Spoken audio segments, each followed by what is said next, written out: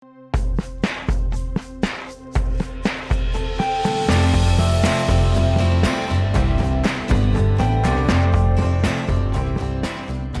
welcome to Next Level Method Podcast. I'm Richard Ryerson. And I'm Matt Lilly. And we're here to help you take your life to the next level. Let's get started. Byron Katie's on the show. We just had this impactful conversation with her. Let me just read her bio a little bit so people know. Then I want to get your thoughts on what we just went through. Yes. It was pretty powerful. So for readers who haven't heard about Byron Katie, here's her background. In the midst of an ordinary American life, 2 marriages, 3 children, successful career, she entered into this 10-year-long downward spiral of depression, agoraphobia, self-loathing, and suicidal despair. She drank to excess. Her husband bought her pints of ice cream and codeine pills that she ate like candy. Wow. And she ended up weighing over 200 pounds. I didn't know that. I didn't know that either. She slept with a .357 Magnum revolver under her bed. Every day she prayed not to wake up the next morning, and it was only because of her concern for her children that she didn't kill herself. Wow. For the last 2 years of this ordeal, she could seldom manage to leave her house. She stayed in her bedroom for days at a time, unable to shower or brush her teeth. What's the use, she thought. And finally, in February of '86, at the age of 43, which is critical, I think it's a key point when people listen to this, knowing that when this started for her, she checked herself into a halfway house for women with eating disorders and the only facility that her insurance company would pay for. So that was her only option. The residents were so frightened of her that they put her in an attic bedroom and booby-trapped the staircase at night. No way. They thought she might come down and do something terrible. Oh, my gosh. That's why I wanted to read this for this podcast. Because when you meet this woman and you listen to her, you don't get any of that. You don't get any of that. No, you don't get any of that. She's the kindest, most... What are the words I'm looking for? Yeah, just kind, gracious, caring, loving. You could just put all those on her, and I mean, just I think we do a lot of podcasts. We talk to a lot of guests. This is going to be one that's going to be different than what most people what we do in here. You got to stick with it, and you got to really listen to what she's saying, because it's very different than how myself and how most of us process the world, and how we even live, and how we live. Yeah, how we process and how we live it. And if we could all be in that state and get to the point that she's at, the world, we would be happier people. The world would be a happier place to live in. Yeah. And I think the takeaway for me, to piggyback on what you're just saying, is that what I got from that is, if we do end up, because it's not that unfamiliar to a lot of the listeners probably, because you and I are both are dabbled in meditation, of course, self-awareness, of presence, of being present in the moment. Yeah. That is a foundation for what she's talking about here. Right. But the thing is, her whole thing is about having this inquisitive mind, question everything, and what is reality, and get to the reality. Because when you get to really what's happening, the reality of the situation, you can live fully in the present. You're not playing the tape ahead into this illusion of the future, or even playing the illusion of the dragon in the past, and even some of that's even an illusion, right? And how he played it out. You're living right in that moment, and that gives you the ultimate enlightenment and freedom to live and to see things in a different perspective. And she sees the world differently than I do on a regular basis, and that's what I really appreciated about having her on the show. So I would say for our listeners, just to your point, just stick with it, listen through it. And then there's some good resources at the end, but it's neat for me to talk to somebody like a Byron Katie, because there's not that many people I know that are in that awareness, that are in that state, that are in the present moment by moment. And I think that's something I aspire to do. That's something I work towards, is how do I live in that present moment? And it's just such a joy and such an aha moment just to spend time with somebody that's actually there. Yeah, right? You're seeing somebody that's actually living it. And even some of her answers to the questions that we asked her, and you're like, wow, I wish I was at that moment. Right. And she talks about, even in this bio that I have in front of me on my phone, she talks about it in this upcoming episode that you hear about kind of when it changed for her. We asked her, when did it shift? And she even talks about how she was lying on the floor. She was asleep. She didn't even feel worthy enough to lay in the bed. Cockroach goes across her foot, wakes up, and she started having this. And you even hear her when she's describing it. It's difficult for her to describe it, but I got what she was trying to say, right? And I think the three of us tried to articulate what she was saying. But it's a powerful episode, guys. I just stick with this one, and then check out her stuff. Go to thework.com. I know when I was doing the homework for this, I was like, wow, I cannot believe how generous and gracious she is with all the downloads, how to do the work. It's powerful stuff, guys. Anything else to add? No. Let's get into the get into the show. All right, guys, go check out nextlevelmethod.com. We got a lot of exciting stuff coming out. We're a brand new podcast. Please take the time to follow us on your favorite podcast application. Go to YouTube, follow, subscribe there. Spread the word. Tell your husband, tell your spouse, tell your kids, tell your coworkers all about the show. Exactly. Right? And definitely. So, and if you take the time, write a review, that does wonders for us on our algorithm and keeping us front and center and getting the word out about this show. And we got new exciting stuff, live events, all kind of stuff coming up. So go check it out at nextlevelmethod.com. All right, let's get on with this conversation with Byron Katie here on Next Level Method. Well, Byron, we're so excited to have you on the show. Welcome. Oh, thank you. Thank you. It's a privilege, actually. I'm excited about the next 45 minutes to an hour. When I was looking at your stuff, and I don't know, maybe about 5-6 years ago, I was really reading the works of Stoics and Stoicism, and a lot of your stuff reminds me of that, at least kind of what the Stoics are saying. It's like, it is what it is, right? And it's like, it's neither good or bad. It's just, this is the reality right there. That's kind of something I got out of. Am I on track when I'm looking at your material? Well, it is what it is. And as we see it, it is what it is. So what am I thinking and believing about reality, what it is, if we look at that as reality? It's what I'm thinking and believing about reality that could use a little work. Because if I don't understand, for example, I've set in and concluded and am testing and continue to test. This is a friendly universe. I just kind of fell into it, noticed, and I can say I was shown. And anything that comes up against that, I question. Yeah. And so reality, it is what it is. But if I don't like it, what do I do? Yeah. Right. Because what I found is what I'm thinking and believing about reality is what could use a little work. Because if I have suffering in my life, I have to question what I'm believing about life. I love that on the surface, and I want to embrace that fully. The challenge I get in is like when these traumatic things happen, or these things that just seem so unimaginable, that make absolute no sense. Yes. How do we wrap our arms around that and accept it? For example, a young child dying, or something, something horrific dying, or somebody getting murdered, or whatever the case may be. There's a never-ending list of evil things in this world. How do we reconcile that? That's always been my struggle. Yeah, first I have to recognize that I'm not okay with it. So I'm at war with reality. Like a child dies, well, I'm not okay with that. So now I'm at war with reality. It's not right or wrong. It's just that I'm opposing it. Mm-hmm. Now, as long as I'm in opposition, I've got a war going on with reality. So what do I do with that? In my world, I discovered that the ego is all about, I want, I need, you should, you shouldn't, I don't ever want to, life is, and then the ego completes that. So as it does that, I question each of those things. Like, for example, the child shouldn't have died. And I would question that. Is it true? And my ego would say, yes, it's true. Children shouldn't have to suffer. They shouldn't have to die. That parents shouldn't have to go through that. With that. And it goes on, but only for a lifetime.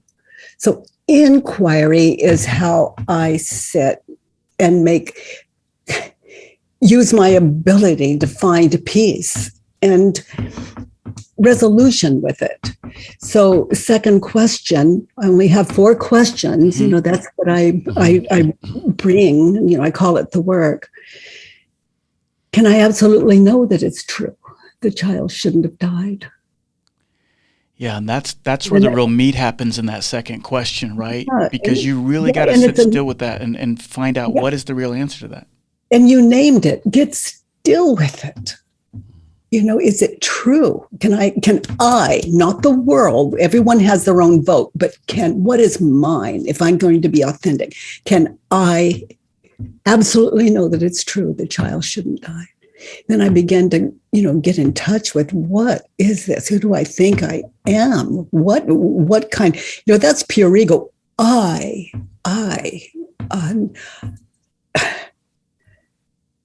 Third question, how do I react? What happens when I believe the thought the child shouldn't die? And then I watch the egos play. How do I react when I believe the thought? I see the parents in the past with that child, and I see the child is so full of life, and the parents are so happy. And then I see the future. I see the parents in my mind's eye living without the child. Now, this is the ego's play. Mm-hmm. And we talk about the illusion. I'm naming it. I'm describing it. The illusion. I see the child so, goo goo, gaga, happy, smiling, and the parents so loving. That's the past. Now, that is not a real baby. I cannot take that out of my head and hold it and change its diapers. That's right. It's still not reality. It's an illusion. Mm-hmm. Now, on the other side, we have the future. The parents so sad, they're never getting over it. All this, the ego's offering up. Those are not those parents. Those are the parents in my mind's eye. Mm-hmm. Let's say I read the child died in the newspaper, etc. So those are the parents of my egos. It's an illusion, not right or wrong, but I'm witnessing this past, future. Okay, so you tell me, what is the cause of my suffering? I've never met the parents. I don't know the baby, or even if I have. I see this illusion, and that's an illusion. And I'm not just saying that. I can't take them out and talk to them. It's mind's play. It's the play of ego. So in that situation, what is the cause of my suffering? I am lost in the ego's world. I am lost. What is the cause of my suffering? This movie the ego offers up. That is so powerful. It would bring sadness to my life. It could be, if I'm young, I don't even want to have a child anymore. I couldn't bear that pain. Mm-hmm. The way it affects us. Okay, so that fourth and last question is just to get still, watch those images of past, future. When I think thought the child shouldn't have died, who would I be without the thought? Right here, right now. Okay, so I'm talking to two amazing men that do good in the world. I can see what you're wearing, and I'm in touch with the chair that's holding me, that I'm sitting on. I'm aware. I become grateful that it's holding me, that it's real. It's not imagined, like this, this waking dream that I've been suffering. There is no present danger. There's no boogeyman in the room with me. There's no dead child in this room with me, and I don't see one there with you. Reality, which is where your question started. Reality.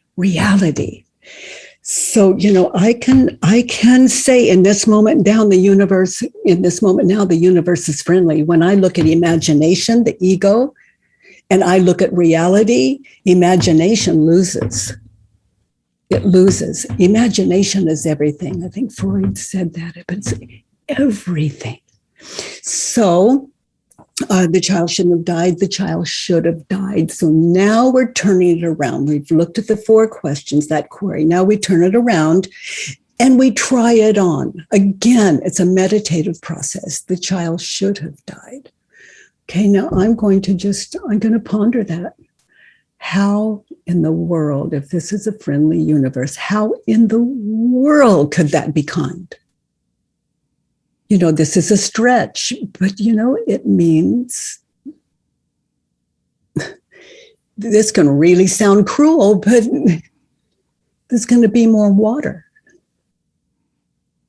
There's going to be less pollution. Oh my God, I'm scaring myself with how cruel is that?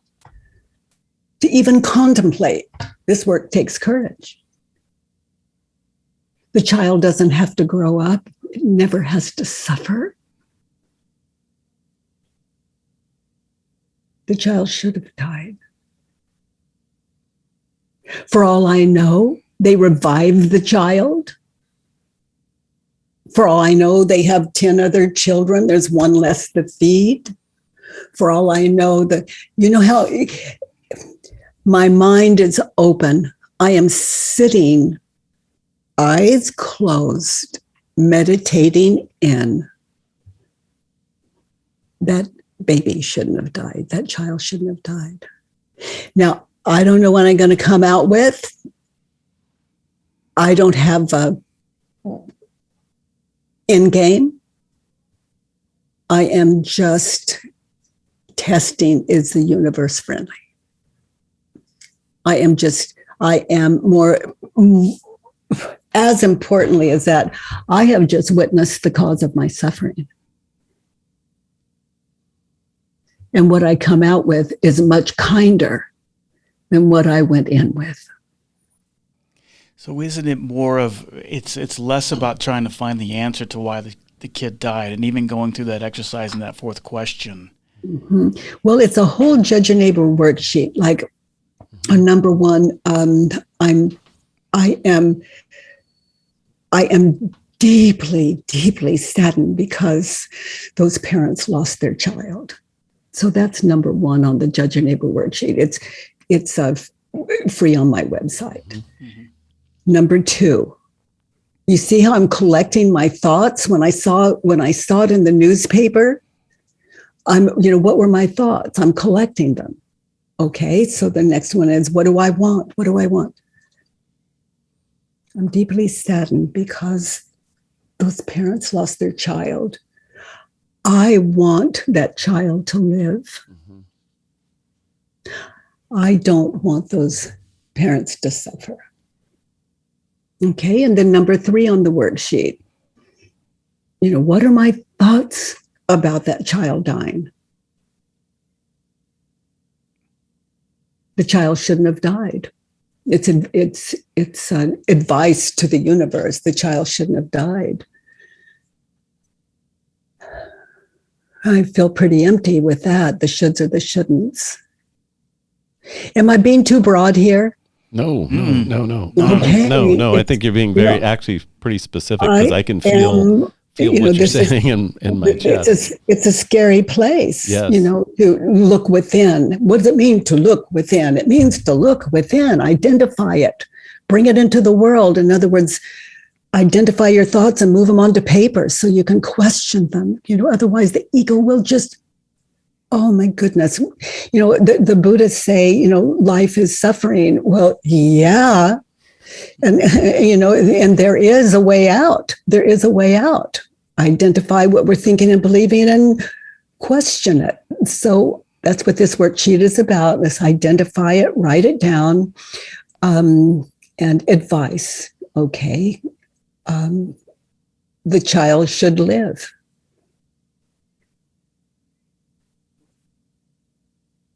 And I think that's all I might write there. And we're just waiting. Do you have anything? The child shouldn't have, or okay. Boy, this is really fascinating talking to you two. I'm just rope, and I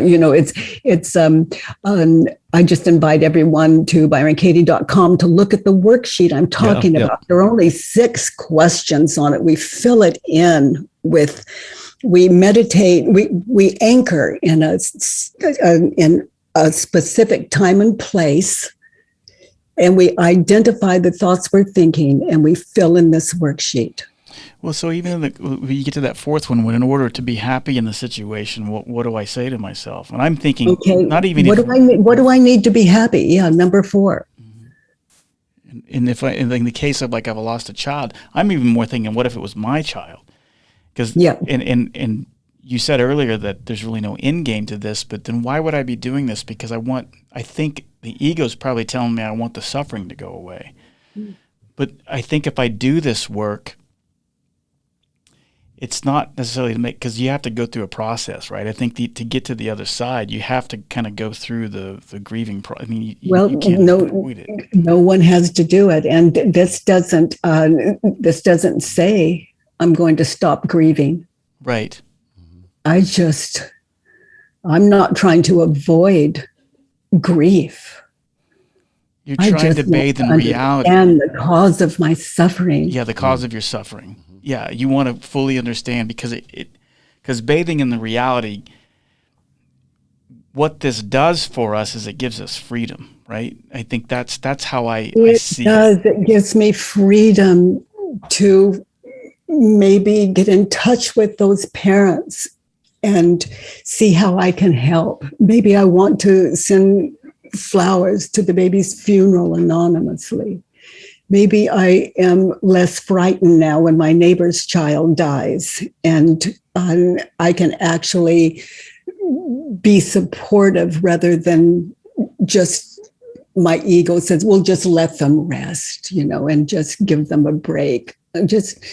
That's not a very good example, but I don't want to bother them. Right. This leaves me as a courageous, loving, caring human being without leaving breadcrumbs behind me, meaning how do I react when I believe the thought, let's say Stephen's my husband, and let's say he said something and it hurt my feelings.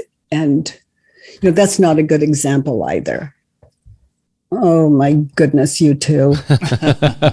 Well, I feel like we're in some way I'm coming off in a way that would more confuse people than support them. But what do I need to be happy in that situation? Let's just go on with it. I need that baby to live. Okay, so let's say I've filled in the worksheet. I need that baby to live. Okay, for me to be happy, I need that baby to live. Is it true? No. Mm-mm. How do I react? And I'll ask you, how do you react? We'll just do this 3 ways.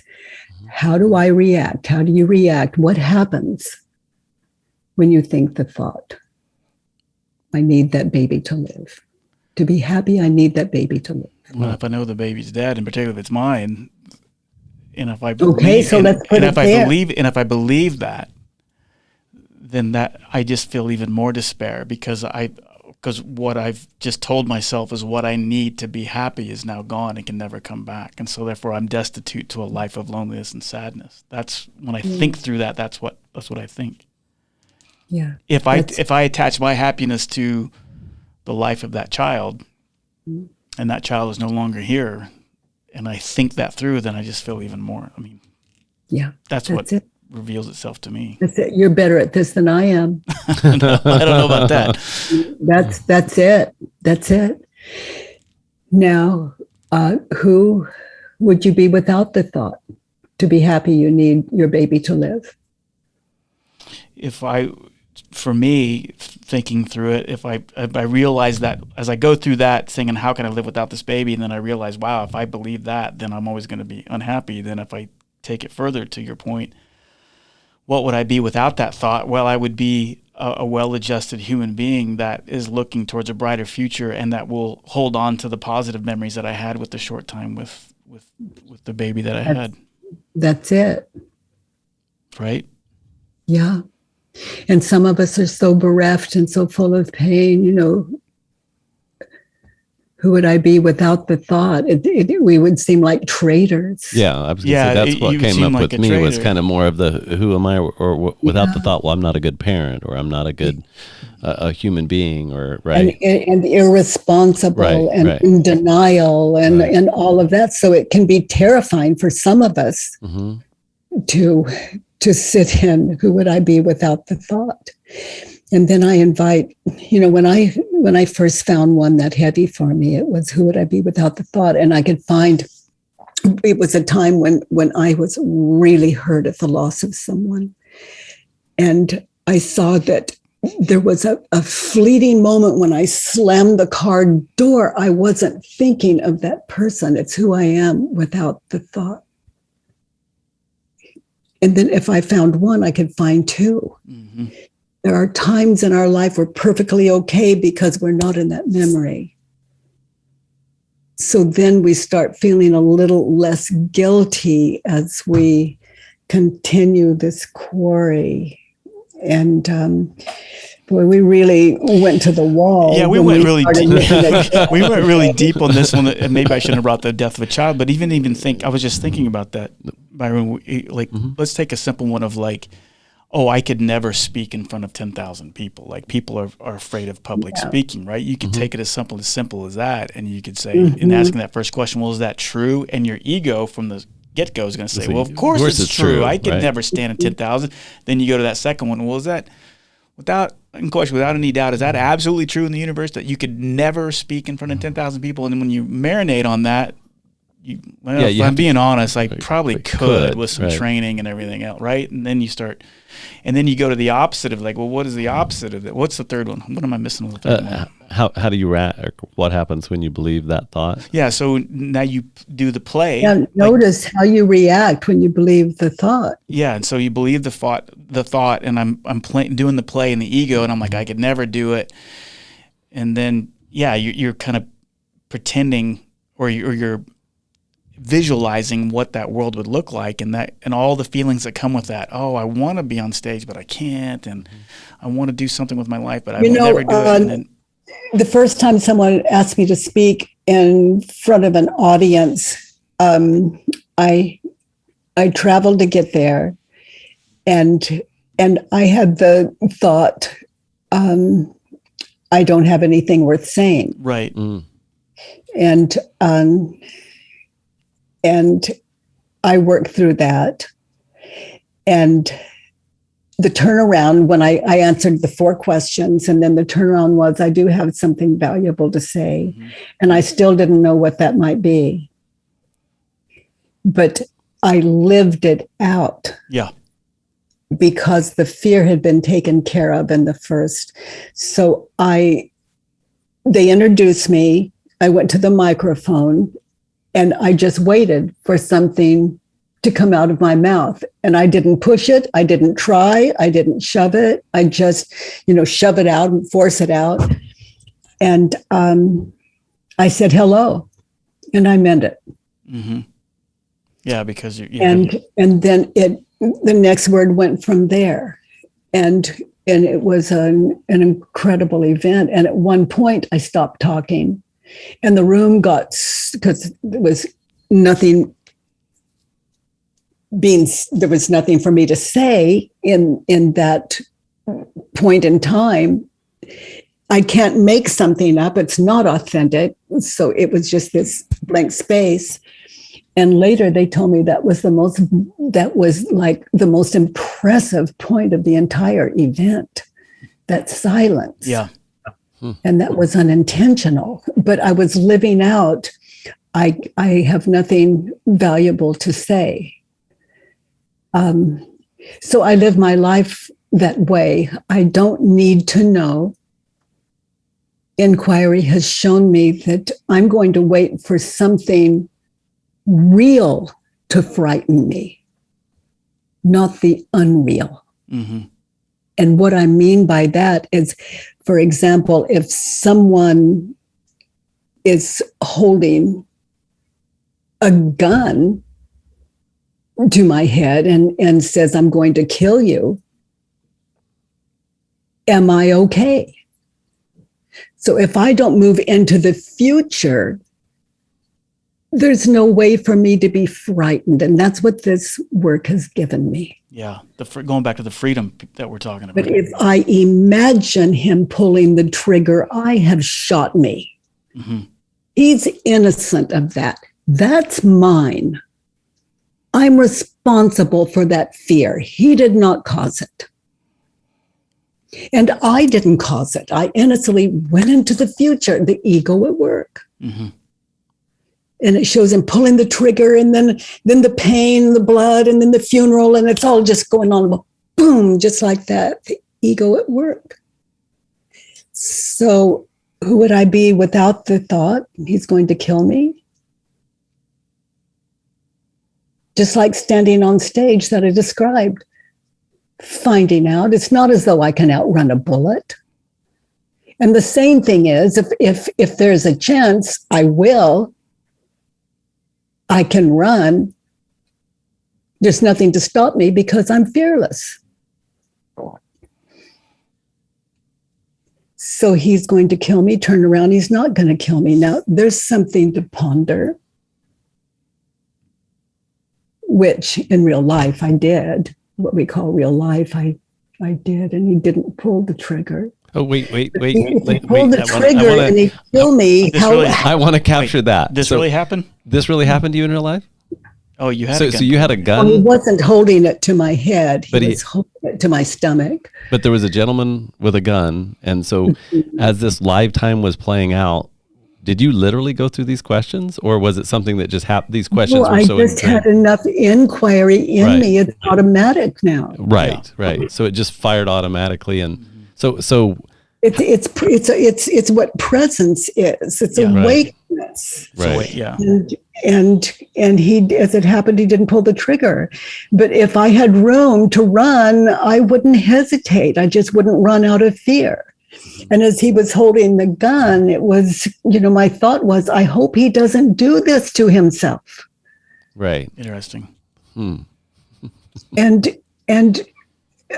without my story, I'm going to die, which I really have no way of I had no way of knowing. I saw his eyes, and it was at night, and it was near a riverbank and in the clouds, and it was so lovely and beautiful. Evidently, some kind of drug runner or something, I don't know, but I frightened him. I was in his turf, and I had no way of knowing. And he was terrified, and I looked into his eyes, and I could see it. The moon was just that bright, and oh my goodness. If he pulled the trigger, I was dying with a friend. And I hope he doesn't do that to him. And I think my life, the way I've lived it out since inquiry found me, that's a way of life. It's our birthright is a fearless life. Freedom is our birthright. Yeah. And there is a way, and I don't know, I don't know how clear my words have been here, speaking of inquiry, but I can say that anyone with an open mind can find freedom. If I ask myself, for example, he doesn't care about me, and I ask myself, is it true? I'm not a mind reader. I don't know what another person is thinking and believing. And even if he tells me he cares about me, I don't know if it's true. I can't know another person's mind, but can I know my own? That's the thing. That's the thing. He doesn't care about me. Is it true? How do I react when I believe the thought? Terrified. The illusion of death, the illusion of the pain, the illusion of leaving my children, and what are they going to do without me? And who would I be without? Who wants to miss the last few moments of your life? Who wants to lose what could be the last few moments of your life? Not me. So there was a friend. He may not have seen it that way, but this is my world. This is how I see. Mm-hmm. And he's going to kill me. He's not going to kill me. Now let's wait and see. Just like I have nothing to say to that audience. Let's just show up. Maybe I do, maybe I don't, but I'm not going to step on that stage in fear. I'm not going to live my life in fear when I understand completely the cause of all my suffering is what I'm thinking and believing without question. Mm-hmm. And from reading a little bit about you, and like I said, pre-recording, I talked about, I've heard your name over and over. So it's such an honor is not the right word.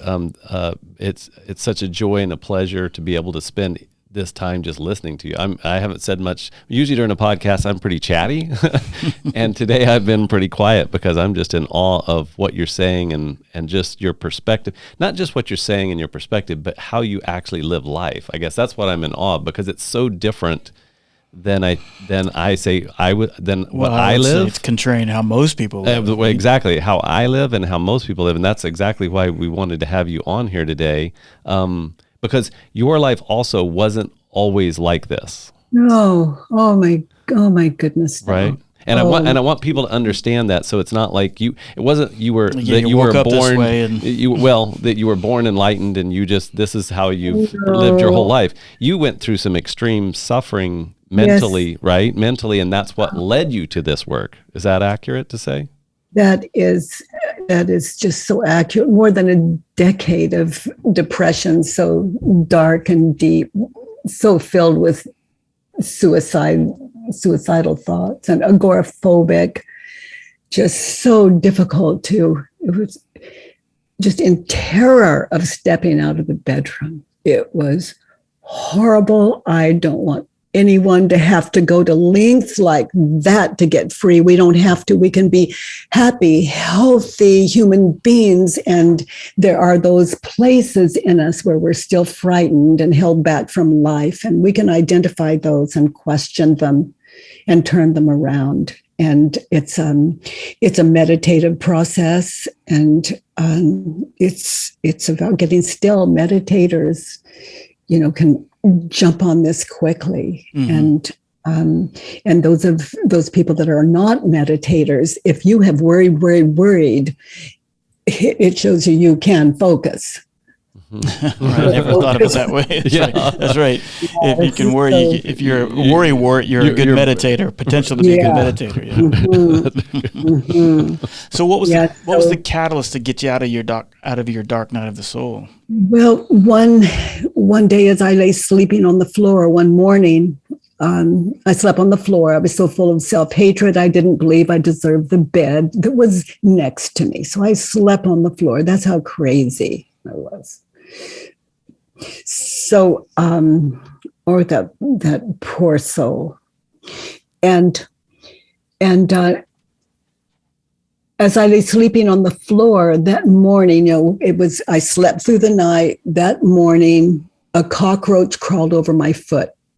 I was completely asleep. I opened my eyes, and before the ego could take up the space, I saw how my world was created. I saw how all suffering was created, and I saw how to end it. It was when I opened my eyes, before the ego stepped in, there could be no identity. So it was as though, in hindsight, it was almost like a heartbeat, just beingness. And then I saw just this window and the light coming into the room from the window. And I began to laugh. And it was the first sound out. And because I saw that there was a window, but before it was named window, it couldn't exist. Even light couldn't exist without a name, because there's light and then it's named, and that's how it's created. Window, the name window is believed onto it, and that's how window is created. And there was I that saw it, and that couldn't be identified again, even though I could see it, nor window, nor I don't know how well I'm doing at this either description. You two are so easy to talk to, though. No. I'm like just in awe of and I understand what you mean. Let me step back.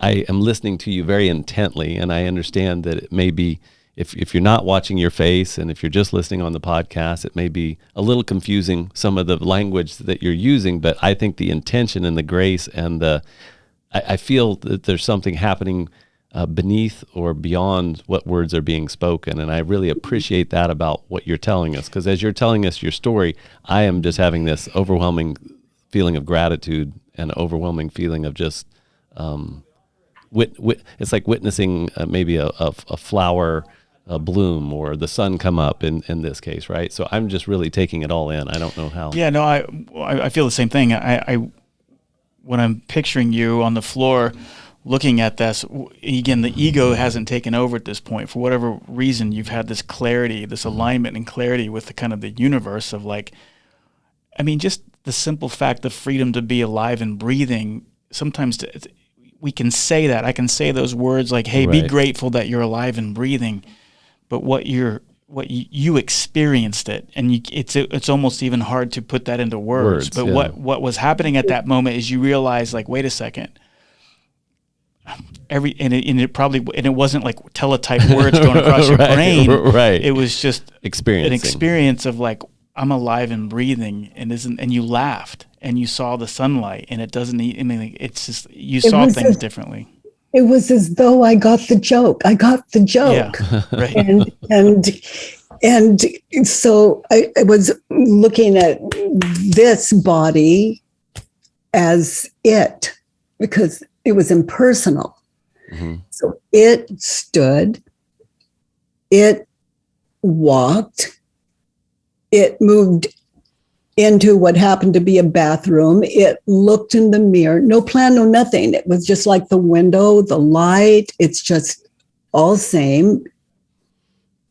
And looked into the mirror, and the eyes in the mirror met what was looking at it.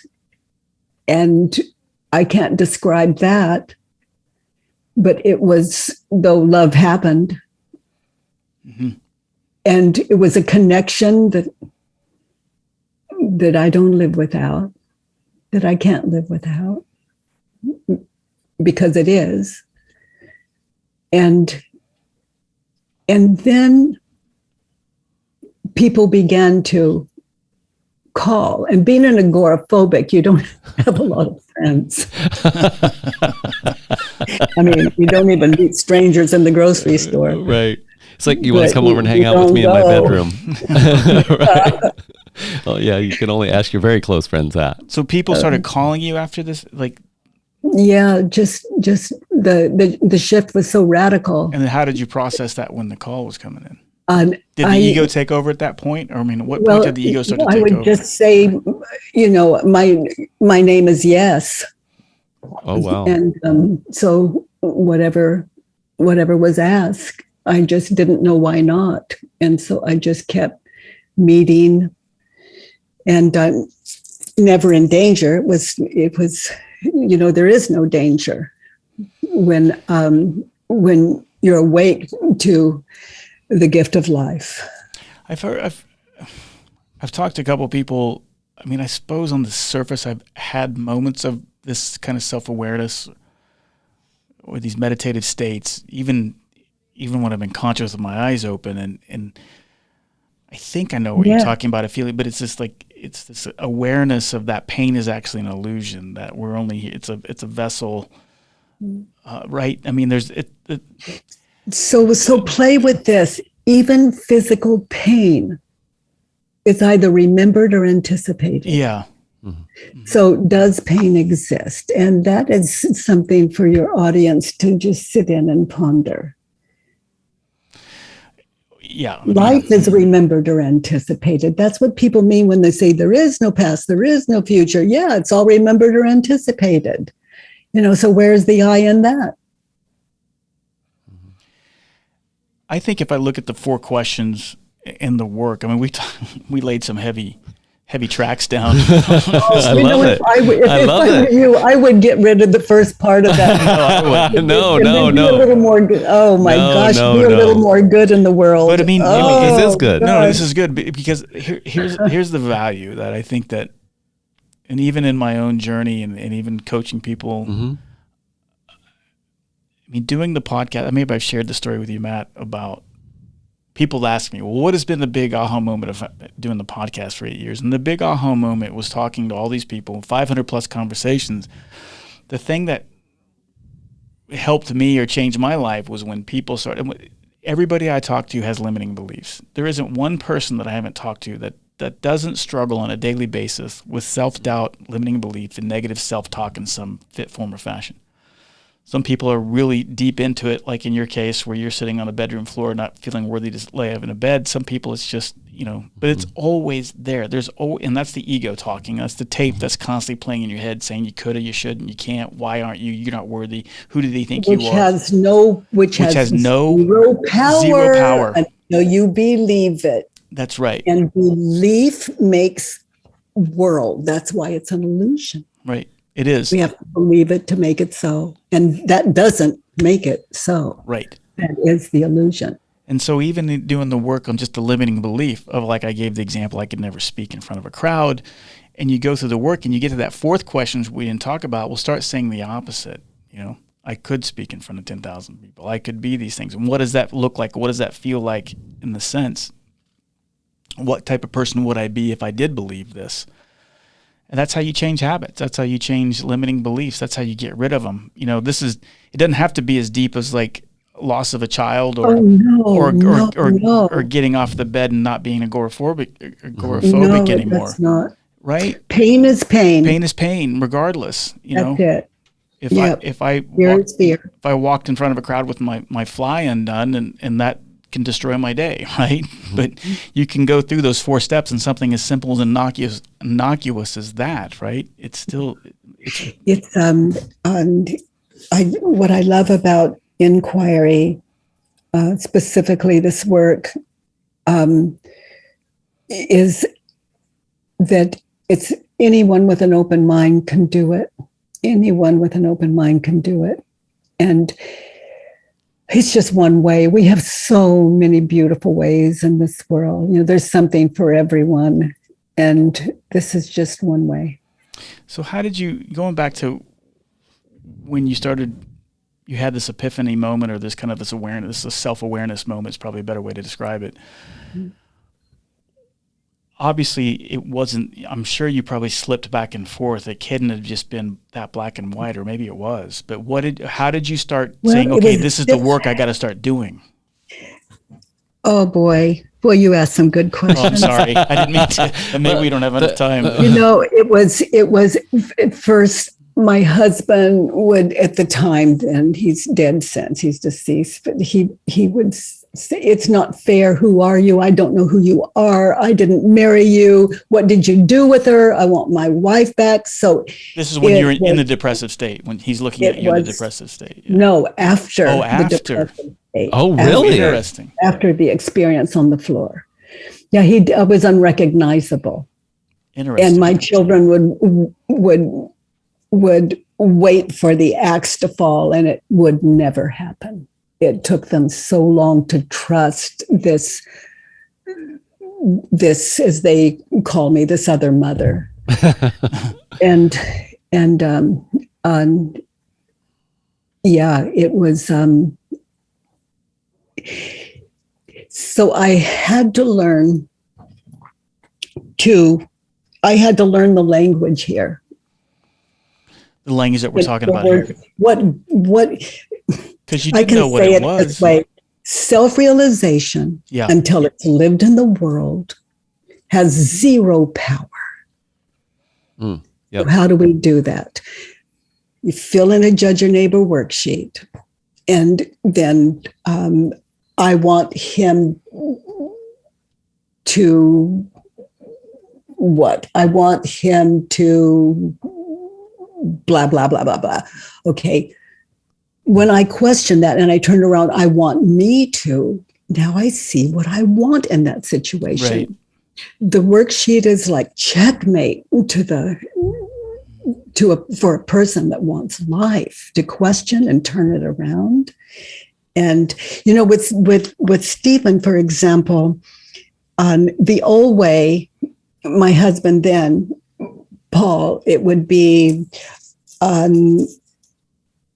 he should understand me. He should be kind. He should see that he's hurting me. Turned around, I should understand me. That's not his job. Right. I should be understanding. I should be kind. Yeah. And so to live that, to answer your question, to live that, that's no little thing. No, that's a lot of work, but that's where the freedom lies, though. And for me to be happy, I need Paul to shut up, stop screaming at me, and stop lying. Okay? That was one of my earlier worksheets. I question it. I turn it around, and I should shut up. I should listen to him. I should stop lying. And I should be more. This is how to live. People don't know. There's self-realization, and then how do you live it in the world? Right.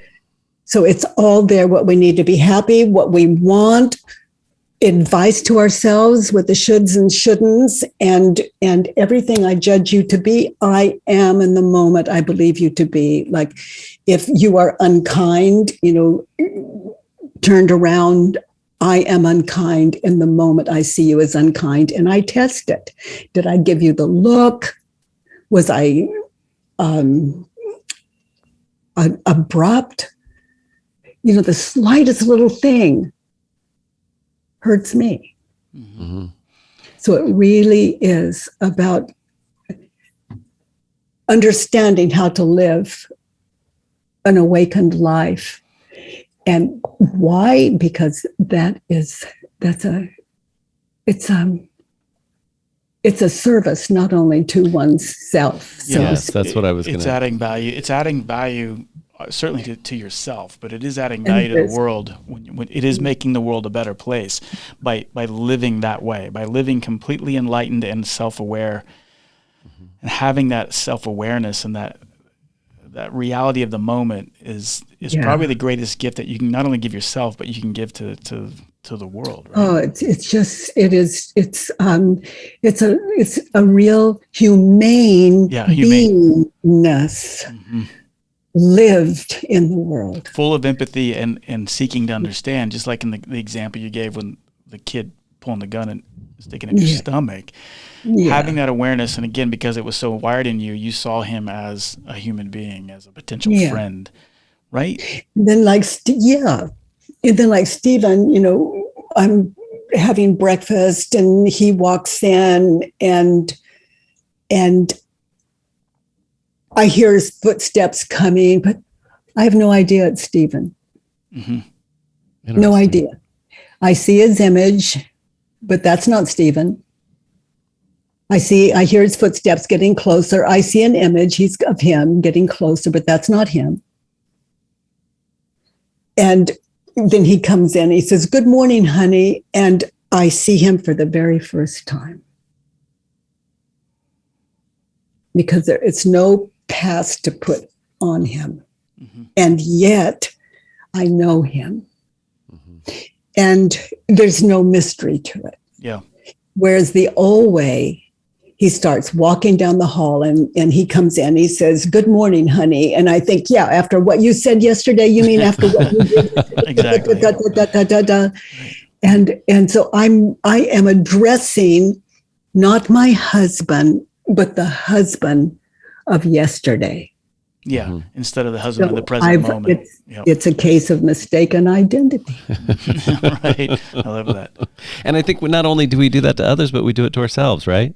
Of course. Oh, absolutely. All the time, right? We're always pigeonholing ourselves into, well, this is what I did yesterday, so this is what I must do today. This is the belief I had yesterday or last year. Or, I'm a Republican, I'm a Democrat, I'm a Catholic, I'm labeling myself, and so therefore I have to be that today, and I have to be that tomorrow and the next day, right? versus just really being. Who am I? Right. Who am I? I am as I remember me to be. And who would I be without my story? Right. Beautiful. Yeah. I'm looking at the clock. We're almost. There are no shortcuts. There are no shortcuts. We can't just say, we just can't say it and make it so. It's got to be authentic, or and until it's authentic, it's not ours. But no harm in faking it till we make it. But it is, to your point, it is a practice, right? It's a meditative, contemplative practice. Good, helpful, of service by any name. We could use a lot of that. Which is why you've picked the ultimate URL for what we're talking about on your website, called thework.com, because it is work. It is work, right? And, yep, it is. It is work. It takes stillness. It takes it takes an open mind and a quiet mind. Quiet mind. Yeah. But the payoff, the payoff is enlightenment. A more enlightened mind. But we're inviting. It's like the wisdom, like he hurt my feelings, and then is it true? And then we're waiting for wisdom. We have to get so still, and the ego has to be so open that it can be met by wisdom that will shift ego to not I. Yeah. And leave a kind of intelligence that we're born with, eventually just pure wisdom. Yeah. Yeah. And a little wisdom goes a long way. Yeah. Well, we've barely scratched the surface on everything that you do, and since we have only scratched the surface, so you've actually, I believe this is true, don't you, a couple times a week just have kind of a free open session where people come in and tell us a little bit about that, so we can kind of point the listeners in a direction here. It's Monday, Tuesday, and Wednesday, 9 to 10 p.m. 9 to 10 a.m. And those 3 days a week. And anyone can hop on. Just go to thework.com or byronkatie.com and hop on. And if you can contribute, good. If you can't, good. Everyone is so far so good. We're supported enough that we're still hanging in. And your podcast too, I was listening to a couple last night, and you take people kind of through this process. I was listening to one woman who was really struggling with the George Floyd situation, and you walked her through that. That was very interesting. Was it? You found it useful? Yeah, it was very good. I want to listen to more. Yeah.